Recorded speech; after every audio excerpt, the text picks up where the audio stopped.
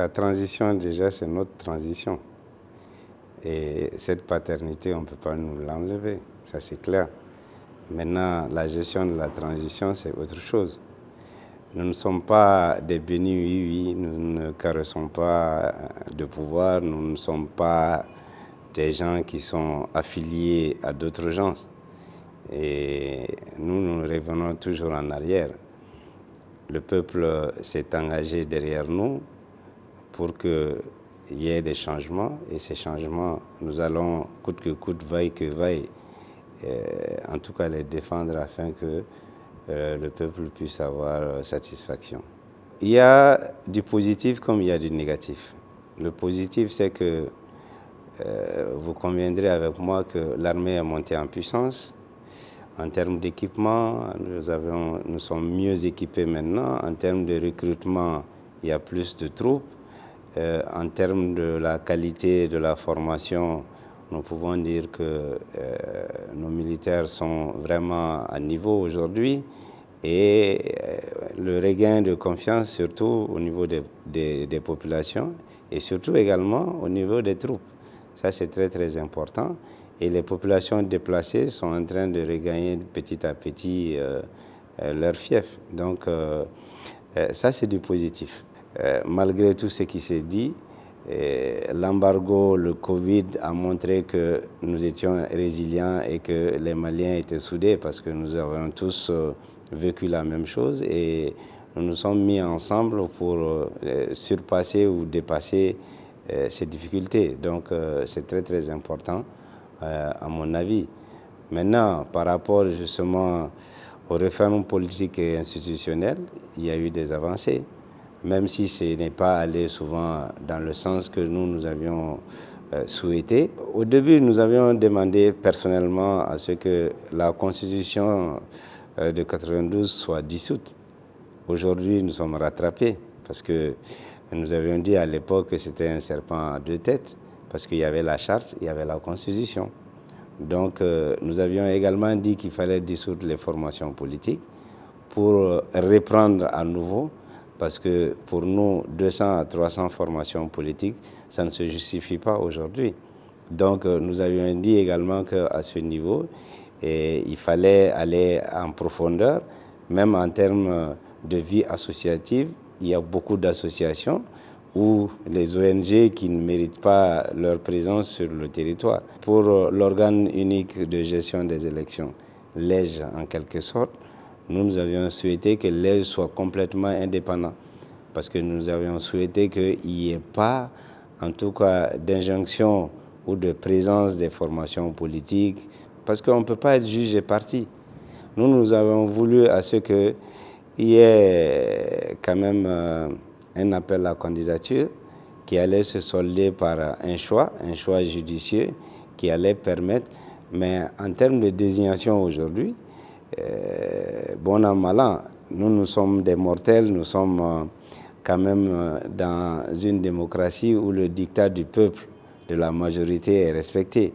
Et nous étions minoritaires et aujourd'hui, l'EGE fait son baptême de feu. Mais qu'à cela ne tienne, nous estimons vraiment que tôt ou tard, en tout cas, si nous venions aux affaires, nous serons obligés de revenir sur la question. Il y a des prérogatives de la Cour constitutionnelle, et des missions de la Cour constitutionnelle, des missions dévolues au ministère de l'administration territoriale qui se retrouvent également au niveau de l'EGE. Donc, il faut rapidement que la nouvelle constitution puisse, en tout cas, être acceptée du peuple malien. C'est vrai également que la vie chère, tout le monde en parle, mais la vie n'est pas chère qu'au Mali. C'est vrai que nous sommes dans une situation un peu délicate, mais qu'à cela ne tienne, moi je pense que les autorités sont en train de faire ce qu'ils peuvent, mais en réalité, j'ai quand même beaucoup de réserves par rapport à cette gestion, pour moi, qui pouvait être améliorée. Nous n'avions pas certainement été écoutés à ce niveau. C'est pourquoi j'ai dit, nous ne sommes pas des bénis oui-oui, nous ne caressons personne en la matière. Et nous avions fait des propositions, et ces propositions, nous pouvons revenir dessus, mais qu'à cela ne tienne, la vie continue. Vous savez, moi je parlerai de hold-up. Il y a eu un hold-up qui ne dit pas son nom. Aujourd'hui, force est de reconnaître qu'au niveau de la population aujourd'hui, il y a beaucoup de soutiens qui se sont créés, des gens qui n'ont jamais manifesté, des gens qui n'étaient ni dans la lutte, ni dans autre chose, qui se retrouvent aujourd'hui. Vous savez, en République du Mali, c'est facile.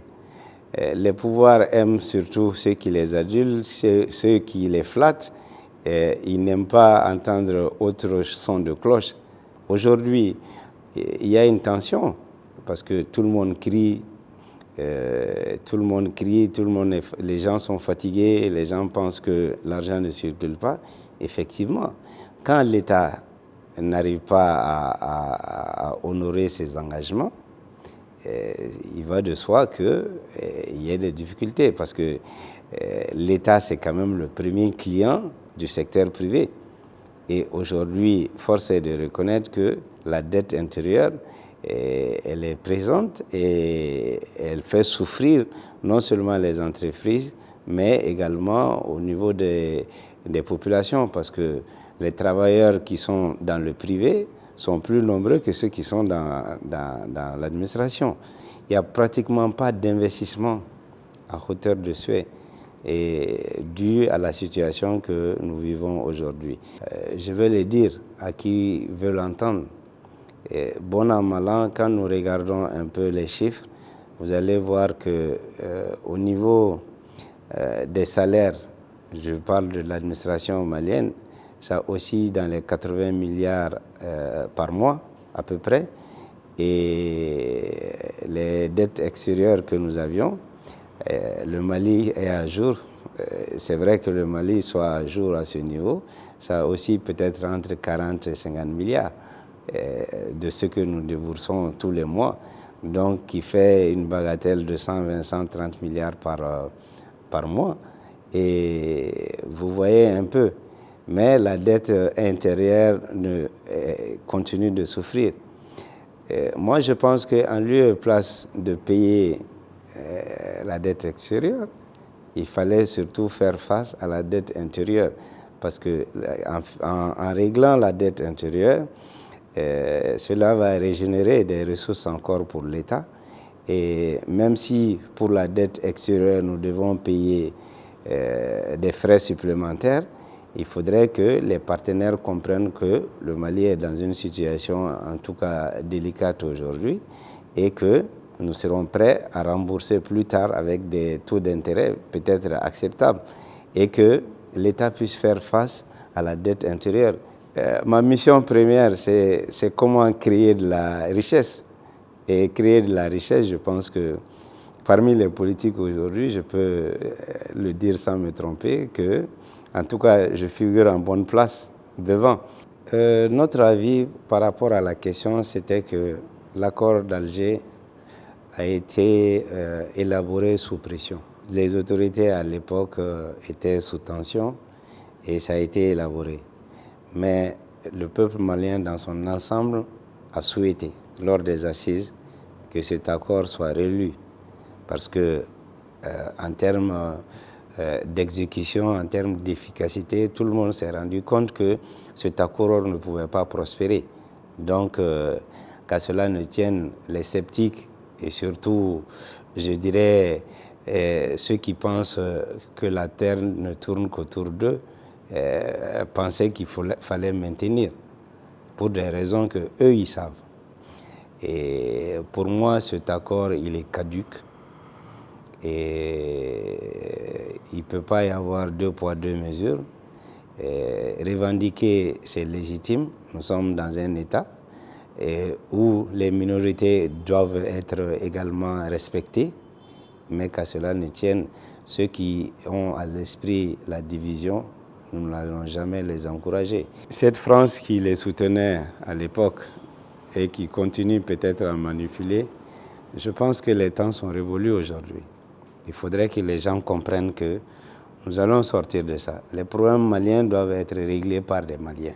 Moi, j'estime que nos frères, nos amis doivent revenir à la table avec de meilleures intentions et qu'on regarde ensemble ce qui est faisable, ce qui n'est pas faisable, ce qui est supportable, ce qui n'est pas supportable. À défaut, moi je dis, notre premier choix a toujours été la paix, pas de violence. Nous l'avons démontré à travers le monde et nous estimons aujourd'hui que cette guerre, si nous devons la faire, nous la ferons. La présence de cette force onusienne également en République du Mali, et je pense que la MINUSMA doit quitter le sol malien. Ils doivent songer déjà au retrait de la MINUSMA parce que cette force onusienne, elle a failli à sa mission. J'étais le premier, sinon parmi les premiers, à estimer que cette transition devait se tenir en 5 ans. Et c'est le gouvernement de la République du Mali qui a souhaité que ce soit 2 ans, avec un chronogramme qu'ils avaient élaboré à cet effet. Mais moi, j'estime, je n'ai pas changé de position. Et je sais que nous n'avons pas besoin d'une transition bâclée. Nous ne voulons plus revenir encore dans une autre transition. Nous voulons que cette transition soit la dernière. Moi, je ne suis pas un pessimiste ni un sceptique, mais ce que je veux dire, cette transition, il n'y aura pas d'élection, en tout cas à date prévue. C'est impossible et nous allons aller de report en report et peut-être que je serai en tout cas très ravi, très content si dans les exécutions on arrivait à me prouver le contraire, mais qu'à cela ne tienne, aujourd'hui le référendum est repoussé et sans le référendum il n'y aura pas d'élection, c'est clair. Maintenant, l'histoire des cartes biométriques, il faudrait que les Maliens comprennent qu'il y a à peu près 8 à 10 millions de cartes qu'il faille imprimer et distribuer. Pour aller aux élections, il y a également des préalables. Et moi, je dis également, aujourd'hui, moi, je suis dans l'imprimerie, tout le monde le sait. Il n'y a pas eu d'appel d'offres par rapport justement aux documents électoraux, ni aux bulletins de vote.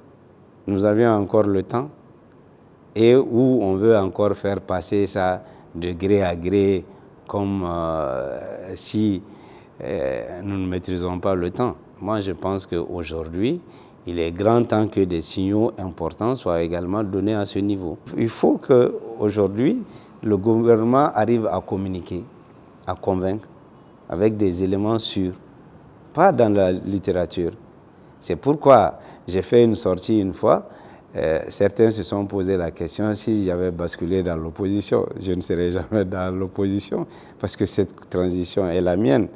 Mais je voulais faire un rappel par rapport aux engagements que nous avions pris. Et ces engagements, ce n'est pas que le gouvernement, ce n'est pas la présidence de la République seulement, c'est nous qui étions sur le boulevard de l'indépendance, c'est nous qui avons suscité les populations à sortir. Donc il y a un pacte de confiance que nous avions établi entre nous et le peuple. Et ce pacte de confiance, pour personne. Moi, je dis, vaille que vaille, coûte que coûte, nous ne sommes pas à la merci de qui que ce soit. Nous allons défendre les intérêts du peuple et pour le peuple. C'est ça le plus important.